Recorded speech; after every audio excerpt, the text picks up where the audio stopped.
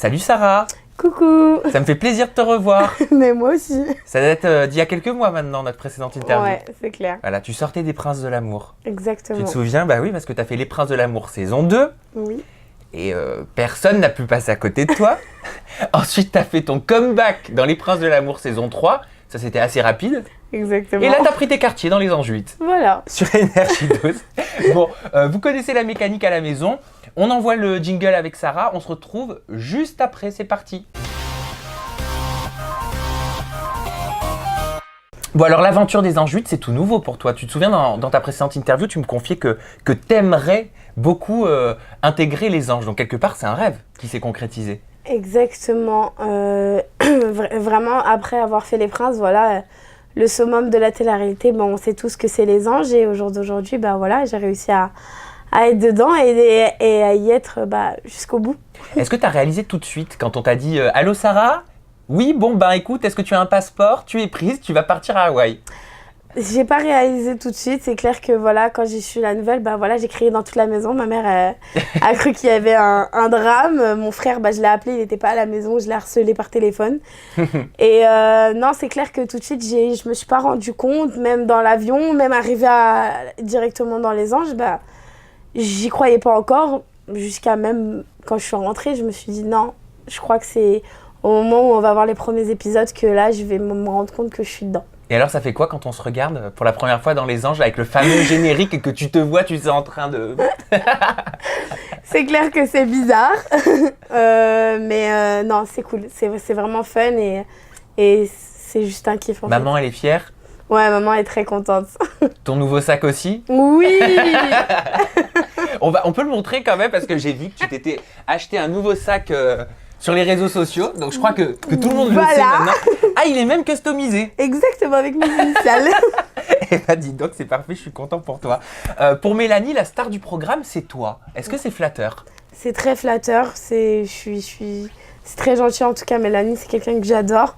Donc ouais, ça peut être que flatteur. Ça peut être que flatteur, vraiment. Elle représente quoi pour toi, Mélanie? Ça a été un coup de cœur dans l'aventure? Vraiment, ça a été l'un de mes coups de cœur dans l'aventure Mélanie, parce que voilà, on a carrément le même délire, on s'entend très très bien. Bon, après, Mélanie, c'est quelqu'un qui râle beaucoup, mais c'est Mélanie, mais voilà, je l'adore et elle est comme elle est. C'est également la première fois, en tout cas dans Les Anges, peut-être même en télé-réalité en France, qu'une candidate atypique comme toi intègre un programme, c'est-à-dire avec tes formes. Est-ce que ça, tu en as conscience? Tout à fait, j'en ai conscience et c'est pour ça que je suis encore plus contente d'avoir participé aux Anges, pour pouvoir enfin mettre en avant les personnes qui ne sont pas forcément des corps de rêve ou du moins une plastique qu'on voit dans les magazines ou quoi que ce soit. Et j'ai réussi à faire mon petit parcours même en étant atypique. C'est une fierté pour toi de représenter toutes ces femmes qui ont des formes, qui ont des rondeurs et qui jusqu'à présent regardaient la télé et voyaient que des nanas un petit peu trop maigres. Exactement, pour moi c'est clairement une fierté, c'est vraiment une grosse fierté parce que voilà, c'est aussi les femmes à forme, mais quand je vois que les femmes aussi minces que les femmes qu'on voit dans le magazine viennent me commenter et me dire on est très contente de voir quelqu'un avec des formes à la télé, c'est clair que oui, ça peut être... je suis très très fière de ça. Et qu'est-ce que tu penses des critiques que se prennent en ce moment Coralie et Mélanie suite à leur shooting? Je ne sais pas si tu as vu, à la base c'était titré le shooting sexy de Coralie et Mélanie. Maintenant les articles c'est les deux sont en surpoids. Qu'est-ce que tu en penses? Quel recul tu as là-dessus, toi qui as un parcours atypique? Le recul que j'ai dessus, c'est que, voilà, on va pas se mentir, n'importe quel modèle photo est modèle photo, mais n'est pas parfait. Donc je pense que les photos... sont très jolies au final parce que voilà, il y a tout un travail derrière aussi. Mais après voilà, je pense que les filles dans la base elles sont très jolies. C'est clair que voilà, elles ont un peu de forme plus que les mannequins. Oui. Mais bon, c'est pas la mer à boire. Moi je pense que au contraire, on devrait mettre beaucoup plus de femmes avec un peu plus de forme parce que voilà, quand je vois qu'il y a des petites qui commencent à devenir anorexiques pour pouvoir ressembler à ce qu'il y a sur les magazines, c'est pas la vraie vie. Donc tu trouves ça bien que les Anges mettent justement une fille comme toi, une fille comme Coralie, qui a quelques formes et qui s'en cache pas? Exactement, pour moi c'est une grande évolution, je pense, dans la télé-réalité où enfin les femmes avec des formes ont leur place aussi. Est-ce que tu as envie de perdre du poids? Est-ce que tu t'es déjà dit, tiens, je vais entreprendre un régime parce que je te l'ai dit en off et je le dis parce qu'on est complètement transparent, moi je te trouve aminci. J'ai pas du tout l'intention de maigrir, pas du tout. Maintenant, si je maigris, écoutez, tant mieux, tant pis. Je vis ma vie, je mange ce que j'ai envie de manger et si je perds du poids, bah tant mieux, et si j'en perds pas, bah tant mieux aussi. Si tu perds du poids, est-ce que tu aurais peur de perdre ton identité ? Pas mon identité. Non, je pense pas, parce que voilà, je pense que voilà, derrière ce physique atypique, je pense que aussi j'ai ma personnalité, donc voilà, je vais pas perdre en ça.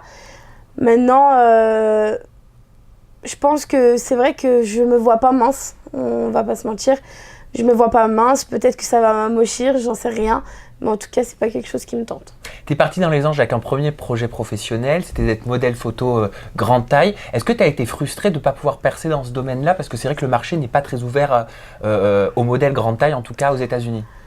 Pas pouvoir percer, ça c'est trop vite dit. Ça veut dire qu'on n'a pas tout vu. Vous verrez dans la suite des épisodes, parce que je suis toujours en attente du casting. Après, non, je suis pas déçue, parce que je savais que le marché est en pleine évolution. Donc, en tout cas, d'être allée là-bas aux États-Unis et de voir de mes propres yeux ce qui est possible de faire et ce qui est possible de ne pas faire. Après, non, je suis pas du tout déçue, et c'est pas pour ça, pour autant, que je lâcherai l'affaire. La preuve, Gaby Greg, au jour d'aujourd'hui, a sorti sa marque de maillot de bain, où au jour d'aujourd'hui, elle fait, ses castings. Donc non, je baisse pas les bras. S'il y en a qui arrivent à réussir, moi je pense que je pourrais aller très loin. Fabrice Sopoglian te propose de lui partager un second projet professionnel.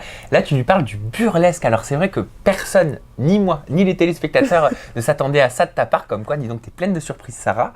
Alors déjà, c'est quoi exactement le burlesque ? Parce que c'est vrai que pour certains, ça veut pas dire grand-chose. Le burlesque, c'est une sorte de show artistique où ça met... C'est de l'effeuillage. Voilà, c'est de l'effeuillage, ça met la femme en valeur, sans pour autant être vulgaire.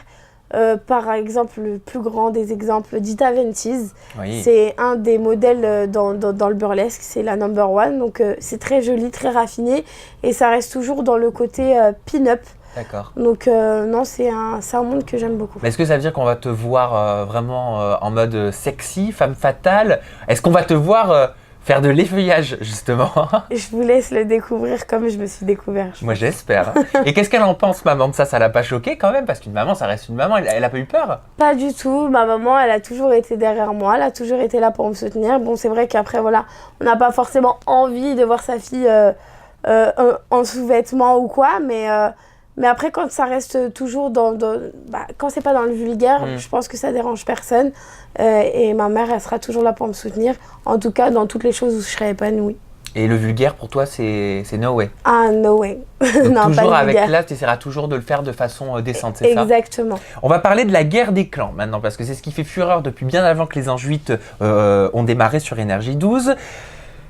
Comment juges-tu le comportement de Nadège, qui a fait polémique auprès des internautes, envers Andréane ? Voilà, maintenant que tu as quitté le programme, maintenant que tu n'es plus à Hawaï, j'imagine que tu as plus de recul, tu as vu aussi les épisodes. Est-ce que ce qu'on a vu, nous, en tant que téléspectateurs, c'est fiable à la réalité ? C'est fiable à la réalité, parce que Nadège est une personne très très jalouse. Elle ne s'en cache pas, elle le dit ouvertement que voilà, son homme, ça reste son homme. Donc voilà, elle est jalouse extrême. Après maintenant, peut-être que elle s'est mal exprimée envers Andréane, ou du moins elle s'est imaginé des choses paranoïaques, mais voilà, c'est ça une femme jalouse, c'est qu'elle s'imagine beaucoup de choses là où il y a... Oui, jalouse, d'accord, mais là elle va un petit peu loin quand même. Quand Fabrice lui dit qu'elle va partir pour défendre les couleurs de l'association, et là, avec Andréane, c'est un petit peu délicat quand même, non, de se comporter comme elle le fait. En tout cas, c'est le retour qu'ont les internautes. C'est du Nadège la connaît, et c'est vrai que voilà, elle fait pas les choses à moitié. C'est que quand elle n'aime pas quelqu'un, elle peut pas se le voir. Elle peut pas se le voir, et là pour le coup, Andréane, c'est elle qu'elle n'arrive pas à se voir. C'est vrai que c'est extrême, mais pas à me choquer non plus, mais c'est Nadège en fait. Est-ce qu'elle est vraiment comme ça, ou est-ce que c'est de l'acting pour pouvoir créer du sensationnel à l'image ? Non, je pense qu'elle est vraiment comme ça, vraiment.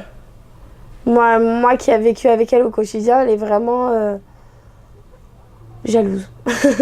Jalouse, et quand elle peut pas se voir une personne, elle peut pas se la voir. Ça veut dire que même si la personne va faire à manger, elle ne mangera pas de ce qu'elle a fait à manger. Elle reste comme ça jusqu'au bout. Et qu'est-ce que tu penses du comportement de Coralie ? Les internautes disent que c'est de l'humiliation qu'elle a fait subir à Andréane. T'es d'accord avec ça ? De l'humiliation, je sais pas. Coco, c'est Coco la peste, c'est pareil. C'est Coco, Je pense que voilà, Coco, elle a 20 ans, qui a fait des choses que forcément, elle pense pas au mal qu'elle va faire derrière, elle dit ce qu'elle pense, ou du moins elle fait ce qu'elle a envie de faire, sans pour autant se dire bon bah voilà, ça va blesser ou ça va pas blesser. C'est comme moi, des fois je fais des choses où forcément je me dis pas que par derrière la personne va être blessée, mais on est comme ça, sauf que moi c'est pris sur l'humour, et quand ça vient de Colère-Réalise, bah c'est pris autrement. Je pense qu'on est chacun différent et... Fabrice me parlait de jalousie envers Andréane en interview. Il me disait elle a un physique atypique, elle aussi quelque part. Elle a un physique différent et forcément quand on est différent, ça suscite des réactions et ça peut susciter la jalousie. Est-ce que tu penses qu'il dit vrai ? Non, pas du tout. Jalousie envers Andréane, mais pas du tout parce que... Andréane, c'est clair, bon bah voilà, elle est blonde, c'est beaucoup. Moi je la compare carrément à une playmate. Mais non. Non, jalousie de Coco, pas du tout. C'est pas de la jalousie? Non, vraiment pas. Parce que Coco est beaucoup une fille qui est très très naturelle, qui se maquille pas, elle reste dans le naturel tout simplement. Et Andréane est beaucoup, et tout le contraire en fait. C'est maquillage, c'est la blonde platine. Ouais, sont les opposés. Voilà, c'est vraiment deux opposés, donc de la jalousie, non, pas du tout, je pense pas. Et toi, ton Andréane à toi, bah, c'est Aurélie, hein, dans les derniers épisodes, là, en ce moment. Je sais pas ce qu'elle t'a fait. Qu'est-ce qu'elle t'a fait, d'ailleurs, Aurélie ? Pas du tout.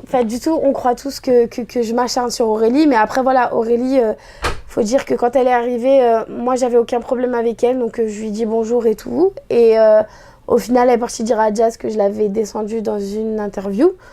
Alors que cette fille-là, je la connaissais pas. Dans une interview, tu parles du confessionnal à Hawaï ou dans une interview à Paris ? Non, à Paris. D'accord. Apparemment, elle avait des préjugés sur moi où j'avais parlé... Qu'est-ce que tu avais dit sur elle dans cette interview ? Mais je sais pas, je ne connais même pas cette interview en fait.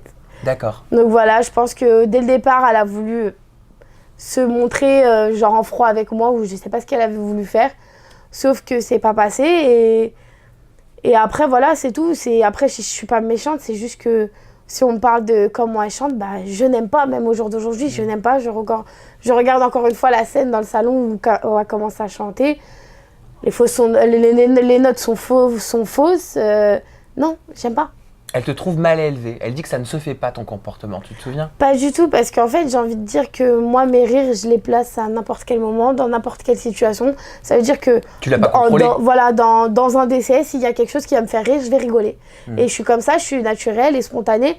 Donc, au jour d'aujourd'hui, qu'on me dit je suis mal éduquée parce que j'ai rigolé, pas du tout. C'est juste j'ai ma personnalité qui fait que je n'arrive pas à me retenir. Parce que tu limites aussi au confessionnal. Ah, mais j'étais obligée. Tu peux nous faire une petite imitation ? I don't wanna like me. Non, mais j'étais obligée. Non. Et on se moque pas, hein. Attention, non mais je tiens à préciser, moi je demande l'imitation parce que c'est vrai que, bon, au final, c'était drôle, hein. L'imitation était marrante. Mais je ne fais pas dans le méchant, en fait. Je suis toujours... Ça veut dire même quand je dis des choses, c'est pas méchant. Et je pense que Aurélie le sait. Après, voilà, elle s'est emportée sur le coup parce que je pense qu'elle s'entendait pas à quelqu'un lui dise. Maintenant, j'ai dit tout ce que tout le monde pensait tout bas, en fait. C'est-à-dire que moi, j'ai eu le culot de dire oui, Aurélie, je n'aime pas. Et tout le reste, bah, il y a personne qui le disait, mais il y a tout le monde qui a rigolé aussi. Et quand les anges te reprochent de te moquer d'elle en te prenant ton exemple, en disant toi, certainement qu'on s'est moqué de toi aussi, tu devrais être la dernière personne à te moquer de quelqu'un ici, comment tu le prends ça ? Est-ce que parce que tu as des formes, tu n'as pas le droit de rire d'une situation ? Bah, apparemment pour les gens c'est ça, mais je pense que c'est pas parce que j'ai des formes que j'ai pas le droit de donner mon avis ou j'ai pas le droit de penser des choses. Je crois qu'il y a la liberté d'expression. Donc c'est pas parce que je fais 10-20 kilos de plus que forcément j'ai pas le droit de parler ou rigoler en fait. Là, Jazz, elle vient vers toi, elle te hurle littéralement dessus. Jazz, c'était ta copine, t'as été étonnée ? Jazz, c'est clair que par rapport à LA et à Hawaï, il y a eu deux personnages différents, deux façades différentes. Donc très choquée à Hawaï, mais après voilà, tant mieux parce que après je pense que c'est au cours de l'aventure où je commence à apprendre à connaître les gens. Et pour le coup, déjà j'ai vu vraiment sa vraie façade. Et c'est quoi sa vraie façade ? Sa vraie façade pour moi c'est quelqu'un de technique, tout simplement de technique. Qui essaye pour elle dans la maison de se rapprocher des grosses têtes de la maison. Ah d'accord. Donc pour elle, je pense que ça a été Coralie et Mélanie dès le départ. Elle s'est dit bon bah voilà, elles sortent de deux gros programmes, je vais aller vers elles, c'est les grosses têtes, elles vont gérer le truc, mais pas du tout en fait. Et je pense qu'après, quand elle s'est retrouvée bloquée dans toute situation, ça a été de la stratégie, je pense. Elle est authentique pour toi, Jazz? Non. Non. Elle est là pourquoi? Moi-même, je sais pas en fait. Et je sais pas, elle est venue là pourquoi? Parce que même son projet boxe, bah, j'ai envie de te dire, tu fais de la corde à sauter, c'est l'élément principal dans la boxe.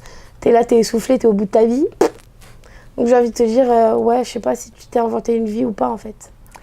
Aurélie, est-ce que c'était vraiment sa voix qui te dérangeait? Est-ce que c'est vraiment sa voix qui t'a fait rire? Ou est-ce qu'il y a une autre raison cachée derrière tout ça? Non, vraiment, vraiment, c'est sa voix. J'ai vraiment rigolé pour la voix parce que je pense qu'on le voit dans l'épisode, j'arrive pas à me retenir, j'essaie de cacher ma tête. Ricardo est aussi mort de rire avec moi, donc je pense que personne l'a vu, c'est Sarah qu'on voit en premier. Mais vraiment, c'est sa voix. Mais le problème, il vient pas d'ailleurs, t'es sûr? Pas du tout. Alors, moi j'ai sélectionné un tweet de Miss Cute Camera qui dit « En fait, c'est pas la voix d'Aurélie qui dérange Sarah, elle n'aime pas le rapprochement de Dimitri et Aurélie, c'est tout, #jalousie ». Pas du tout, pas du tout, pas du tout, pas du tout, parce que voilà, moi et Aurélie, nous sommes deux personnes différentes, littéralement différentes, donc voilà, Aurélie... Il te plaisait Dimitri? Mais Dimitri me plaisait physiquement, clairement, on va pas se mentir. C'est ton type de mec. Voilà, crâne chauve, comme j'ai dit, moi mon type ça a toujours été du Vin Diesel, donc ça veut dire crâne chauve, baraque, tout ça. C'est du Dimitri, mais après, est-ce que, je sais pas moi, genre il se lève le matin pour faire les œufs à Aurélie, ça va. Tu penses quoi de leur rapprochement? Je pense quoi de leur rapprochement? Franchement, ils se correspondent. Ils se correspondent vraiment, voilà. C'est deux accros du fitness, ils mangent les mêmes repas. Quand ça se réveille le matin, ça fait des 14 œufs le matin. Tu dis, ok, non, moi ça va. C'est pas pour toi au final, Dimitri. Non, ça va, ça se voit, le sport, c'est pas moi. Merci. Parce qu'Aurélie, quand elle est arrivée, elle dit quand même, j'arrive, je suis plutôt jolie, je suis célibataire, c'est normal qu'ils soient intéressés par moi. Non mais Aurélie à ce moment-là, je crois qu'elle sait pas lancer une rose. C'est l'arbre et les racines qui vont avec en fait. T'es d'accord avec ce qu'elle a dit? Tu penses que c'est normal qu'il s'intéresse à elle parce qu'elle a une plastique de rêve? De rêve est un très grand mot, mais non, c'est clair qu'elle est très bien formée, que voilà, elle est formée, question fitness. Maintenant, personnellement, moi je lui ai dit directement, moi son corps, c'est pas le corps que je rêverais d'avoir, parce que voilà, c'est très carré, c'est très beaucoup de bras, c'est très... Pour moi, ça devient masculin, donc je n'aime pas forcément. Après, niveau visage, elle a très jolis yeux.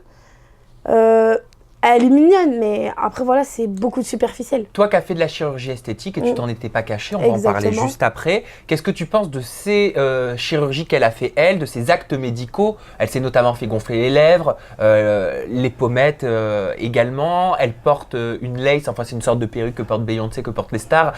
Qu'est-ce que tu en penses? C'est trop. C'est trop. Tu peux faire de la chirurgie esthétique, mais ne pas en abuser.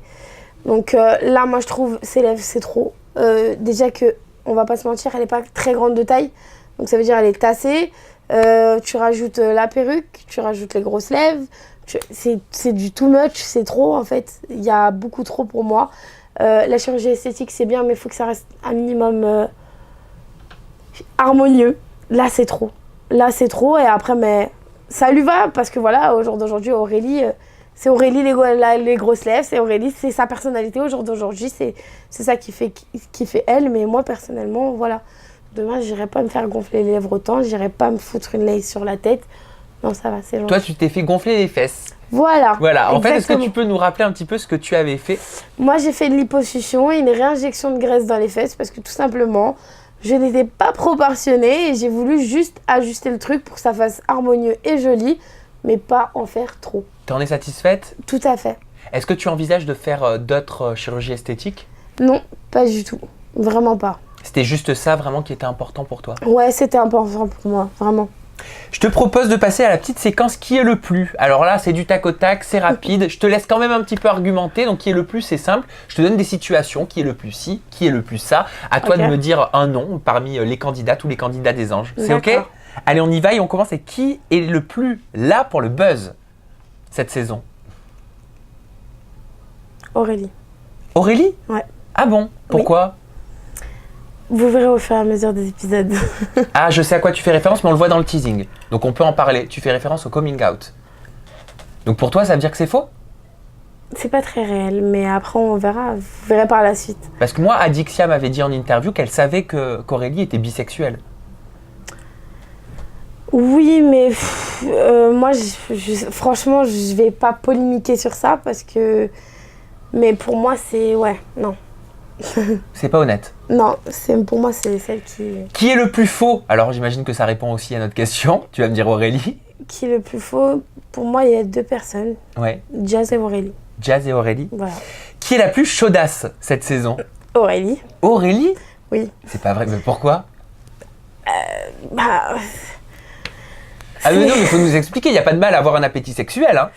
Non, bah, comme on le voit dans les épisodes, Aurélie, bah, c'est touche à tout, quoi. C'est tout le monde, en fait. Tu veux dire Dimitri, et après Dimitri, elle s'attaque aux filles? Dimitri, Nicolas, et après vous Elle a verrez, couché avec Dimitri? vous verrez. Je ne dis pas qu'il y a eu des rapports sexuels, Ouais. loin de là, mais en tout cas, Mais c'est très possible. qui se cherche, qui se cherche tout simplement, ou du moins qui cherche les mecs, je pense que c'est. Mais d'ailleurs, Aurélie. est-ce qu'il y a eu des rapports sexuels dans cette saison?